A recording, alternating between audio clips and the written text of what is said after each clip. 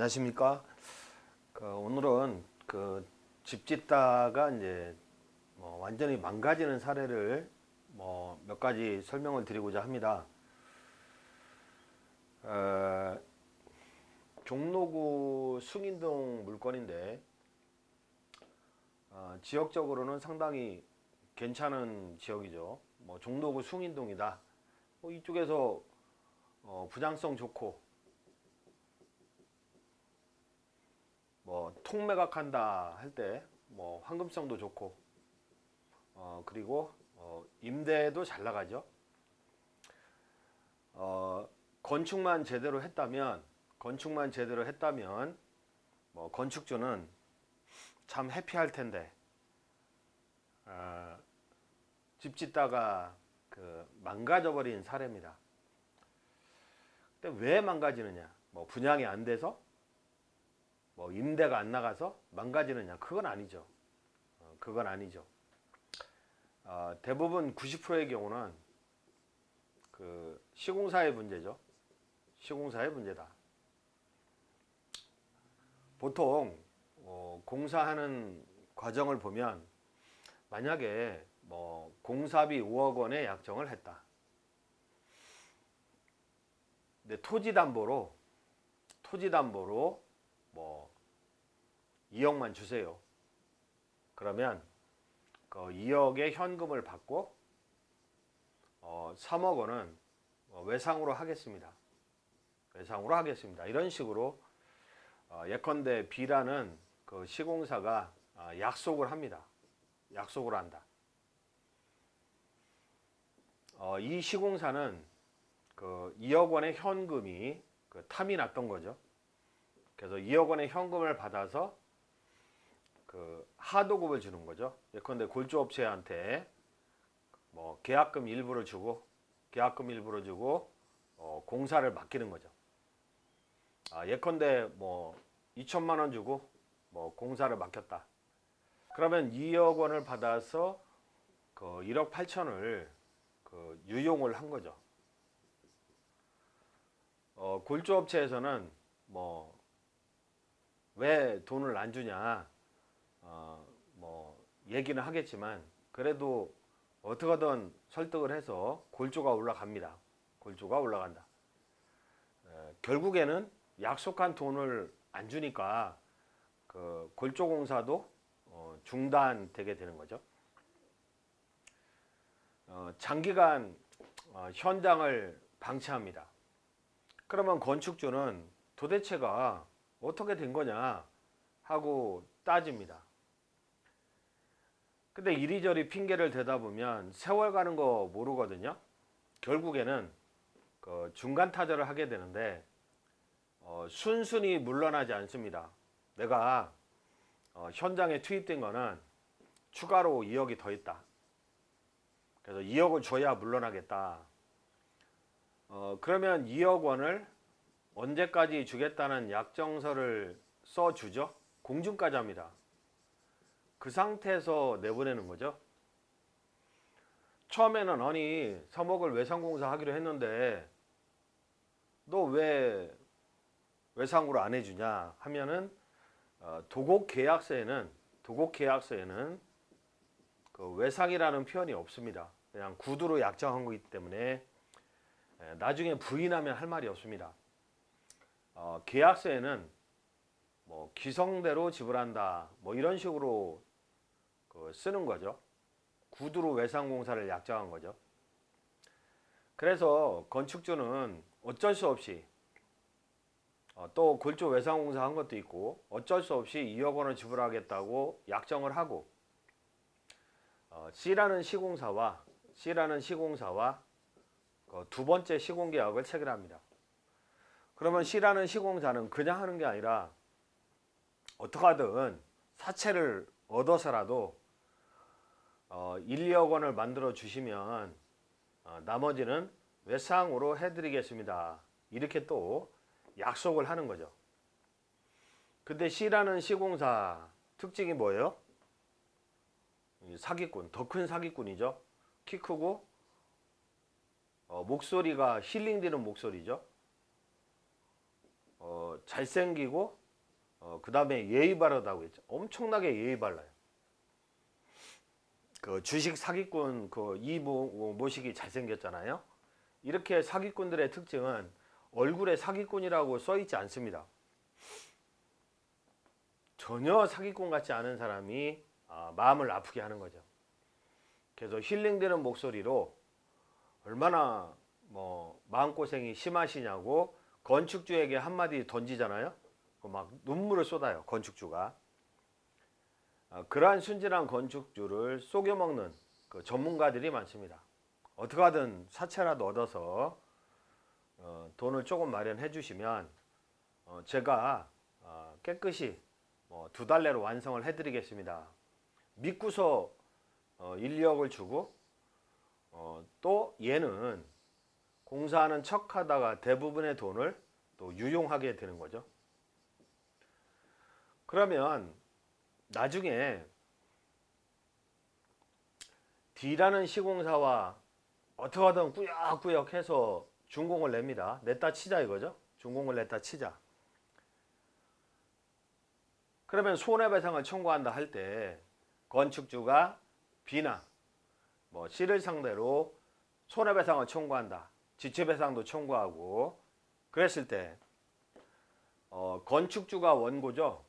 원고 피고가 있다 할 때 민사소송에서 누가 승소 판결을 얻을까요? 원고가 불리합니다. 억울하지만 참는 것이 합리적인 생각입니다. 왜냐하면 계약서에 외상이라는 그런 문구 넣었거든요. 계약서에 외상공사 해주겠다는 문구 넣었기 때문에 아니 기성대로 돈을 못 받았다 항변하는데 할 말이 없습니다. 그래서 소송을 몇 년 동안 끌어봤자 원고는 패소 판결을 받는다. 여기서 또 문제가 되는 게 뭐냐면 억울한 마음에 법무법인 가서 상담을 하죠.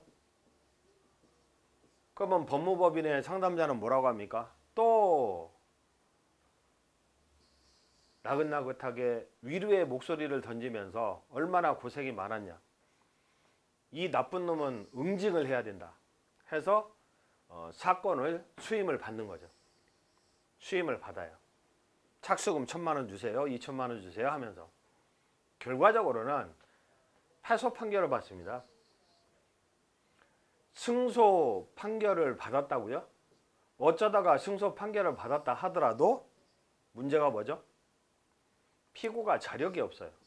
자력이 없기 때문에 승소의 실익도 없습니다. 아예 소송을 안 하는 게 속 편한 거죠.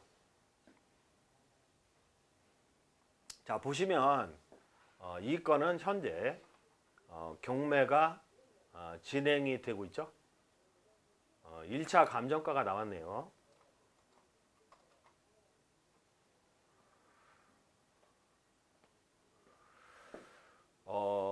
대지 평수가 몇 평이 안 됩니다. 이렇게 작은 평수에도 협소주택 형식으로 건축이 가능하죠. 토지만의 매각이 됐네요. 토지만의 매각. 건물도 매각할 수 있는 경우가 있는데 이 경우는 토지만의 매각이 되겠습니다. 자, 더 보시면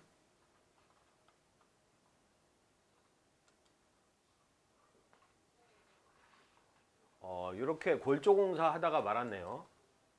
대로변에 그 위치는 좋습니다.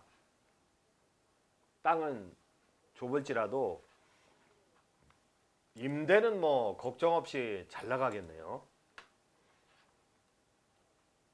근데 건축하다가 그 땅을 뺏기게 되는 운명에 처해 있는 거죠. 안타깝습니다. 자, 토지 등기부 현황을 보니까 어떻게 되어 있냐면 2014년도에 그 근저당권이 설정되어 있는데 처음에 새마을금고 대출을 받았어요. 그 새마을금고 대출을 받았는데 건축비 충당하기 위해서 대출을 받은 것 같습니다. 토지에. 토지에. 그러니까 대출을 받아서 뭐 인허가 비용에 사용하고, 그 다음에 뭐 설계비 쓰고, 그 다음에 옛날 건물에 세입자 보증금을 줘야 나갈 거 아닙니까? 그러한 비용에 충당을 했다는 거죠. 그래서 예컨대 현금 2억 원을 줄 테니까 공사 가능하겠습니까? 그러면 시공자비는 아유 뭐 3억 원을 외상으로 하시고요. 뭐 2억 원의 현금만 주시면 깔끔하게 공사를 하겠습니다. 뭐 이런 식으로 약정을 하는 거죠. 그러나 계약서에는 외상이라는 표현이 없어요. 뭐 규정대로 지불한다. 뭐 이런 식으로 써 있는 거지 뭐. 그래서 골조업체한테 하도급을 내리고 계약금의 일부를 주고 나머지는 유용을 하는 거죠.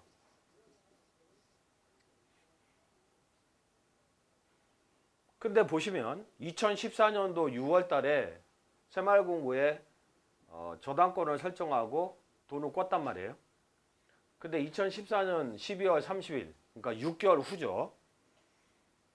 저런 건물은 3, 4개월이면 완성이 될 텐데 6개월이 지나버렸네요. 그때 6천만 원을 꿉니다. 추가 대출을 받는데 뭐 공사비가 부족하다. 응? 한 최대한 현금으로 좀 주실 수 있는 게 얼마냐 해서 6천만 원을 준 거죠. 그러면 한 달 내로 끝낸다고 해놓고 거짓말 치는 거죠. 또 끝까지 아주 그냥 돈을 빼먹습니다. 근데 어떤 사정으로 토지를 양도합니다. 아주 징그러우니까 양도했겠죠. 건축하다가 뭐 좀 싸게 양도한 것 같네요. 싸게. 그리고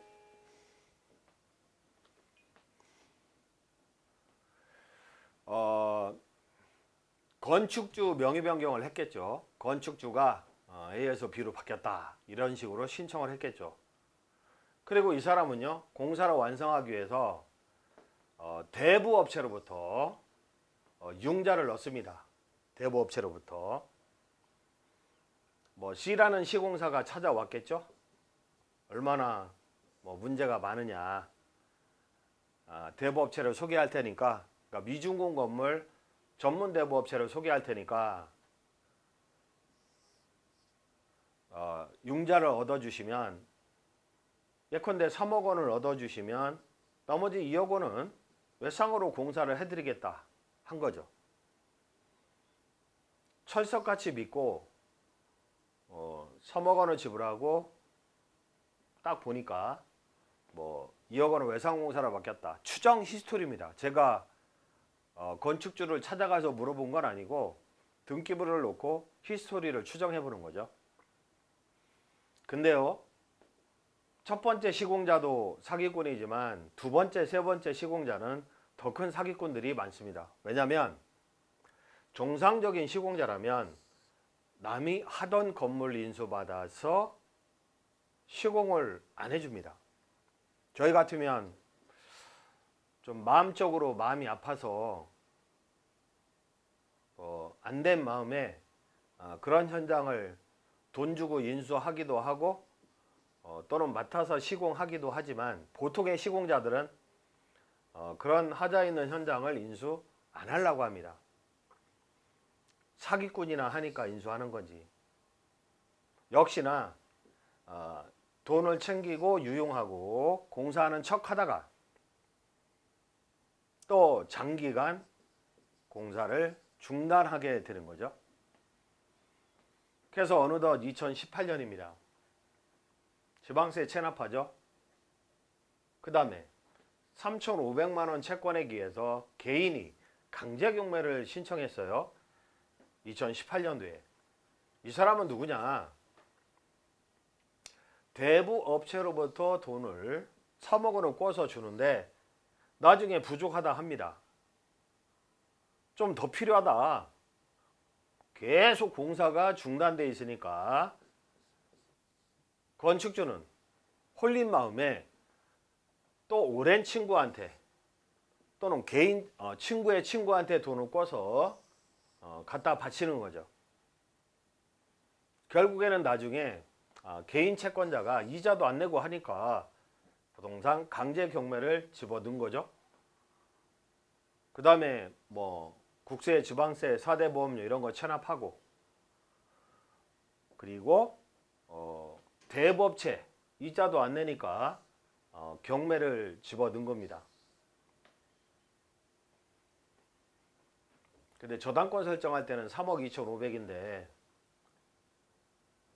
2016년도에 2018년도에 대부업체에서 경매 집어넣을 때는 뭐 7억 1천이다. 대단하죠. 이런 식으로 히스토리가 전개가 되는 거죠. 시공사에서 유치권을 주장하고 있으나 이 시공사는 골조, 뭐 전기, 설비업체일 확률이 높겠죠. 왜냐하면 시공사가 하도급을 줬는데 돈을 다 받지 못했으니까. 따라서 진정한 채권에 비해서 유치권이 성립하는 경우도 있겠지만 성립 안 하는 경우가 99%죠.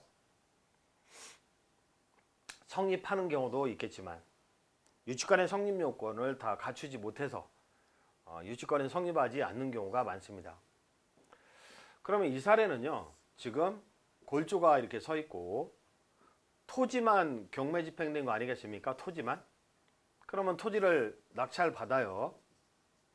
토지를 낙찰 받는다 할 때 건물의 철거를 청구하게 되죠. 낙찰자가 건축주를 상대로 건물의 철거를 청구하고 그 다음에 지료 청구도 함께 하게 되겠죠.